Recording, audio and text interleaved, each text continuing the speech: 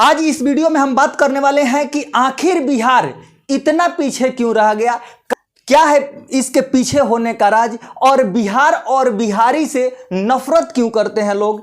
इस मैटर पर आज हम बात करने वाले हैं। सबसे पहले मैं बता दूं, जहां देश का पर कैपिटा इनकम 86,659 रुपया है, वहीं बिहार का मात्र 50,555 रुपया है। यानी देश के इनकम से, प्रति व्यक्ति आय से बहुत कम है। कहां 86,000 और कहां 50,000 पर है।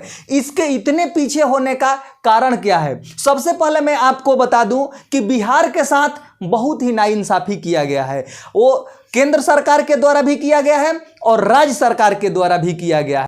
बिहार का पीछे रहने का सबसे पहला कारण है इसका ज्योग्राफिकल कंडीशन, यानी ये एक लैंडलॉक्ड एरिया है और इंटरनेशनल व्यापार के लिए कोई साधन नहीं है। जैसे कि समुद्र तट पे गुजरात हो गए, उसके बाद उसके लगे हुए गोवा हो गया, उसके बाद तमिलनाडु, उड़ीसा है, वहाँ पर कई तरह के इंटरनेशनल व्यापार होते हैं। तो इंटरनेशनल व्यापार में वहाँ समुद्री जगह से आते हैं, जाते हैं, वहां पर ज्यादा डेवलपमेंट होता है बिहार। इसके बाद मैं बता दूं कि यदि आप कहीं दूसरे जगह जा करके पढ़ भी रहे हैं, किसी कॉलेज में भी पढ़ रहे हैं, तो आपको वहां के टीचर भी हंसी बनाते हैं कि ये बिहार से हैं।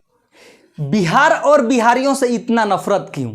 एक बिहारी 100 पे भारी, ये एक गाली के तरह यूज किया जाता है और मजाक में बोला जाता है। पंजाब वाले पंजाबी में बात करते हैं, हरियाणा वाले हरियाणवी में बात करते हैं, गुजरात वाले गुजराती में बात करते हैं, और कई स्टेट हैं जो अपने अपने लैंग्वेज में बात करते हैं, तो उन्हें गर्व होता है। लेकिन यदि एक बिहारी भोजपुरी में बात करता है, एक बिहार के लोग भोजपुरी में बात करता है, तो उसको मजाक में लिया जाता है और बिहारी का मजाक उड़ाया जाता है। तो ऐसा क्यों है और बिहार का डेवलपमेंट इतना पीछे क्यों है, इस बात को लेकर के हम आपको 5 पॉइंट बताएंगे और इसमें मैं सुझाव भी दूंगा इसका डेवलपमेंट कैसे बढ़ाया जा सकता है। तो मैं आपको बता दूं कि बिहार के साथ दोगले रवैया किए गए हैं। दोगला रवैया केंद्र सरकार के द्वारा भी किया गया है। चलिए एक एक टॉपिक मैं आपको 5 ऐसे टॉपिक बताऊंगा जिससे बिहार पीछे रह गया और इतना डिफरेंट आपको देखने को मिल जाएगा।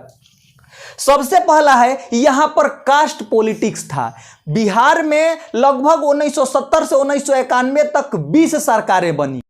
क्यों बिहार को गर्त में कास्ट पॉलिटिक्स इसलिए डाला कि जाति के नाम पर लोग वोट लेते थे और सरकारें ज्यादा दिन तक नहीं चल पाती थी, जिससे इंटरनेशनल जो व्यापारी थे वहां पर रुकना पसंद नहीं करते थे, जहां पर फैक्ट्री और उनका उद्योग नहीं चल पाया, जिसके वजह से बिहार पीछे रह गया। दूसरी मैं रीजन बता रहा हूं कि बिहार के पास बहुत सारे खनिज संपदा थे और 1953 से 1991 तक केंद्र सरकार एक ऐसी योजना चला रही थी कि जो रेट खनिज बिहार में है वही गुजरात, मध्य प्रदेश, दिल्ली, हरियाणा, पंजाब, जहां पर खनिज तो लिया जाता था बिहार से और पहुंचाया जाता था गुजरात, राजस्थान, इसके बाद मान लीजिए दिल्ली, कहीं पर जो रेट बिहार में है वही दूसरे स्टेट में भी वही रेट मिलता था। यानी जो ट्रांसपोर्टेशन का चार्ज है उस पर केंद्र सरकार द्वारा छूट दी गई थी और वहां के लोग, यानी बिहार के लोग, उस समय झारखंड भी बिहार में ही था,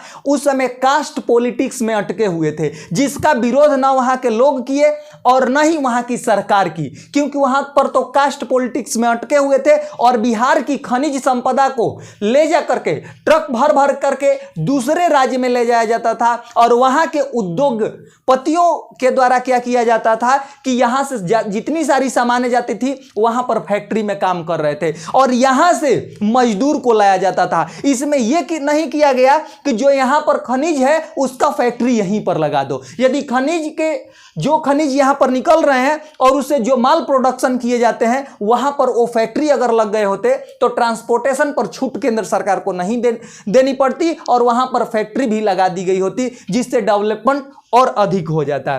इसके बाद आपको मैं बता दूं कि यहां पर बड़ी बड़ी फैक्ट्रियां नहीं है। फैक्ट्रियां न रहने का कारण दो है।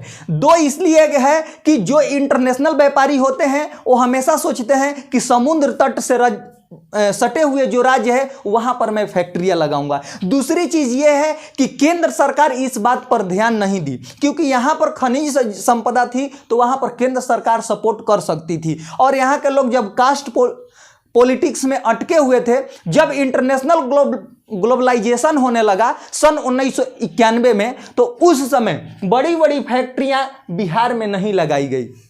बिहार में यदि फैक्ट्रियां लगाई गई होती तो यहाँ के लोग इतना मजबूर नहीं होते पलायन करने में। इसका रीजन एक और है, ये रीजन है कि बिहार गवर्नमेंट जो है वो सिक्योरिटी प्रोवाइड नहीं करा पाती है। यहाँ चोरी वगैरह का बहुत अधिक मामला आता है। यदि सिक्योरिटी रहेगा तभी तो कोई फैक्ट्री लगाना चाहेगा ना, जिस वजह से वहां पर फैक्ट्री, बड़ी बड़ी फैक्ट्रियां, वहां पर कोई ऐसा फैक्ट्री नहीं है जिससे बिहार का डेवलपमेंट हो सके।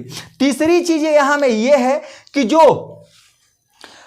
अच्छे कॉलेज यानी शिक्षा का योगदान किसी भी राज्य या देश को डेवलप करने के लिए सबसे महत्वपूर्ण चीज होता है शिक्षा, जो कि बिहार का शिक्षा लिटरेसी रेट जो है मात्र 63% है, जो कि बहुत ही कम है। क्योंकि किसी भी राज्य या देश को डेवलप करना होता है तो उसमें मुख्य भूमिका शिक्षा की होती है। मैं बिहार की अगर बात बताऊं तो बिहार के जो यूनिवर्सिटी है, ग्रेजुएशन का आपको ग्रेजुएशन पूरा कराएंगे उसमें 4 साल लग जाते हैं, यानी 3 साल के कोर्स को पूरा कराने में 4 साल लग जाते हैं। दूसरी चीज, अभी भी आज भी यदि देखा जाए तो उत्तर प्रदेश या ऐसे कई राज्य हैं, मध्य प्रदेश हो गया, महाराष्ट्र हो गया, गुजरात हो गया, बहुत सारे ऐसे राज्य हैं जो अच्छे अच्छे मेडिकल कॉलेज, आईआईटी, इंजीनियरिंग जैसे कॉलेज अदर स्टेट में है। लेकिन केंद्र सरकार आज भी ऐसा नहीं कर रही है कि अच्छे कॉलेज जो है वो बिहार में सेंट्रल गवर्नमेंट का स्थापित कर दिया जाए, जिससे वहां की शिक्षा व्यवस्था है और जो शिक्षा है उसमें सुधार हो सके। यानी शिक्षा के स्तर में बिहार बहुत ही पीछे है। आए दिन ऐसे वीडियो सामने आते रहते हैं जो बोर्ड के एग्जाम में, ये देखिए पीछे से चोरी कराते लोग आपको दिख जाएंगे, और अच्छे कॉलेज भी नहीं है और शिक्षा में ऐसी चीजें देखने को मिलती है, जिसके वजह से बिहार जो है शिक्षा में पीछे जा रहा है, गर्त में जा रहा है। इसका लिटरेसी रेट बहुत डाउन है। अब इसको सुधारने के लिए केंद्र सरकार को यह चाहिए कि यहां पर अच्छे अच्छे मेडिकल, आईआईटी, इंजीनियरिंग कॉलेज जो कि सेंट्रल गवर्नमेंट का हो स्थापित करें, ताकि इसका विकास हो। और दूसरी चीजें, जो यहां पर यूनिवर्सिटी हैं उनको टाइमली किया जाए, क्योंकि 3 साल का ग्रेजुएशन जो है वो 4 साल में उसको पूरा करा रही है, तो ये बहुत ही बड़ी। अब मैं आपको बता दूं, दूसरा चीज यह है कि बिहार के लोगों में सिविल सर्विसेज का बहुत ही बड़ा डिमांड है। ऐसा नहीं है कि बिहार हमारा लिटरेसी रेट कम है तो वहां के लोग जागरूक नहीं हैं और मेहनत नहीं करते हैं। सबसे अधिक कोई मेहनत करने वाला है तो वो बिहार के लोग हैं। और यहाँ के मैथ के तो लगभग जितने स्टूडेंट हैं पढ़ने वाले, वो मैथ में बहुत ही परफेक्ट होते हैं। उनका मैथ तो कहना ही नहीं है, बहुत अच्छा होता है। सिविल सर्विसेज में 1/4 यानी लगभग 25 से 30% जो यूपीएससी क्रैक करने वाले हैं वो बिहार के लोग हैं। सिविल सर्विसेज में यहाँ के लोगों का बहुत बड़ा योगदान है। लेकिन केवल सिविल सर्विसेज से तो नहीं हो जाएगा ना। सिविल सर्विसेज मान लीजिए कि हर एक साल 1000 वैकेंसी आती है, लेकिन यदि 1/4 हो रहा है तो 250-300 बच्चों का बिहार से हो जा रहा है। मान लीजिए कि 250-300 हो जा रहा है, लेकिन हर साल सिर्फ 250 और 300 बच्चे ही तो तैयार नहीं ना हो रहे हैं। यहां पर यदि कोई व्यवसायी निकलता है, कोई ऐसा अपना उद्योग करना चाहता है, तो वहां के बगल वाले ही आप उनके टांगे खींचने लगते हैं। आप यही करने जा रहे हैं, आप ये कर रहे हो, ऐसा वहां के लोगों के मन में भावना है। तो जिसके वजह से ये नहीं है कि सिविल सर्विसेज सही है, लेकिन ये नहीं कि सिर्फ सिविल सर्विसेज से ही हो जाएगा। क्योंकि सिविल सर्विसेज का तो सबसे अधिक बिहार से निकलते हैं, तो बिहार क्यों नहीं डेवलप हो गया। डेवलप होने के लिए हर सेक्टर से लोग होने चाहिए, उद्योग में भी होने चाहिए। यहाँ के लोग उद्योगों में विश्वास कम रखते हैं। और सरकारी नौकरी, यदि आप जान लीजिए कि सरकारी नौकरी एक चपरासी का भी लग गया तो वो ये समझते हैं कि चलिए अच्छा हो। जबकि महाराष्ट्र हो गया, गुजरात हो गया, उसके बाद तेलंगाना हो गया, ऐसे कई राज्य हैं जहां पर व्यापार को ही तवज्जो दिया जाता है। व्यापार में सबसे अधिक लोग हैं और सबसे ज्यादा डेवलपमेंट गुजरात वगैरह में ही होता है। ऐसा क्यों? गोवा में ही होता है। ऐसा क्यों? क्योंकि वहां के लोग जो हैं शिक्षित अधिक हैं और व्यापार पर ध्यान ज्यादा देते हैं। अब यहां पर देख लीजिए, यदि सिविल सर्विसेज की बात आई तो यहां पर जो दहेज की प्रथा है, यानी सरकारी नौकरी लग गई अब यूपीएससी कोई बच्चा क्रैक कर लिया, 2 करोड़ उसका तिलक हो गया। अब उससे कम जो सरकारी इंजीनियर हो गया, 20-40 लाख हो गया। यानी यहां पर मुंह उठा करके चल देते हैं दहेज के लिए, यानी सरकारी नौकरी हमें चाहिए और दहेज लेना ही है। तो सबसे बड़ी कमियां यहां भी है कि हमारा सरकारी नौकरी लग जाएगा और दहेज मिल जाएगा। अगर कोई लड़का अपना वर्क कर रहा है, चाहे लाख रुपए भी महीने कमा रहे हैं, तो उसको उतना प्रेफर नहीं किया जाता है कि वो भी लड़का सही है। वो लाख रुपया अगर 20,000 भी कमा रहा है और लाख रुपया भी कमा रहा है, एक प्राइवेट से लाख रुपया कमा रहा है, एक सरकारी से 20,000 कमा रहा है, तो गवर्नमेंट वाला में जो है वहां के लोग उसको ज्यादा प्रेफर करेंगे, ये सही रहेगा लड़की के लिए। तो ये मानसिकता हो गई है। इसी वजह से बिहार में दहेज के लिए उत्पीड़न भी होता है, दहेज उत्पीड़न का मामला भी आता है। ऐसा क्यों होता है? क्योंकि यदि आप अपने इक्विवेलेंट यानी अपने इक्वल में जब आप नहीं खोजोगे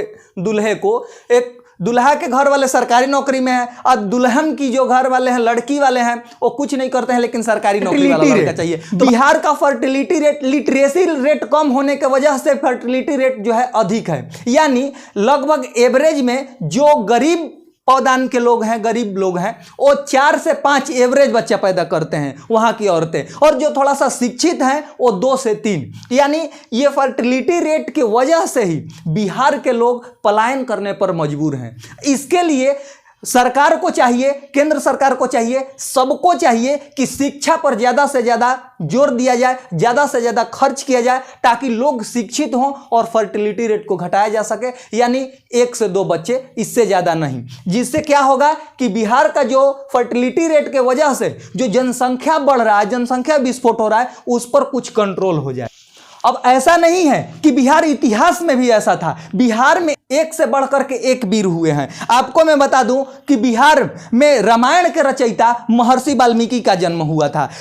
राजा चंद्रगुप्त मौर्य बिहार के थे। इसके बाद गुरु चाणक्य, वो भी बिहार। आर्यभट्ट जो नंबर सिस्टम का खोज किए, शून्य का खोज किए। गौतम बुद्ध, कबीरदास, सम्राट अशोक, रहीमन, गुरु गोविंद सिंह। भारत के प्रथम राष्ट्रपति डॉक्टर राजेंद्र प्रसाद का जन्म हुआ। मैथमेटिशियन कहे जाने वाले बिहार में ही जन्मे वशिष्ठ नारायण सिंह। तो बिहार का इतिहास ऐसा रहा है। नालंदा विश्वविद्यालय जो कि सबसे पुराना यूनिवर्सिटी था, वैसे जगह पर बिहार का विकास जो है बहुत कम हो रहा है, डेवलपमेंट कम हो रहा है, जिसके लोग पलायन करने के लिए मजबूर हैं और दूसरे जगह जाकर के जो स्टडी कर रहे हैं, वहां पर कॉलेज अगर स्थापित कर दिए जाए, अच्छे अच्छे कॉलेज हो जाएंगे, तो दूसरे जगह जाने की आवश्यकता नहीं पड़ेगी और लिटरेसी रेट भी बढ़ेगा। तो इस वीडियो को सब बिहार के एक एक लोगों तक पहुंचाने में मेरी मदद करें, ज़्यादा से ज़्यादा शेयर करें, ताकि लिटरेसी रेट हमारा बढ़े और बिहार और बिहारी को गंदी नज़रों से लोग देखना छोड़। आप इस चैनल पर नए हैं तो चैनल को सब्सक्राइब करके बेल आइकन को प्रेस कर लें, और फेसबुक पर देख रहे हैं तो पेज को फॉलो करना ना भूलें। सभी लोगों तक, ज़्यादा से ज़्यादा लोगों तक शेयर करने में मेरी हेल्प करें। ये छोटी सी हेल्प ये पूरे बिहार को बदल सकता है। जय हिंद।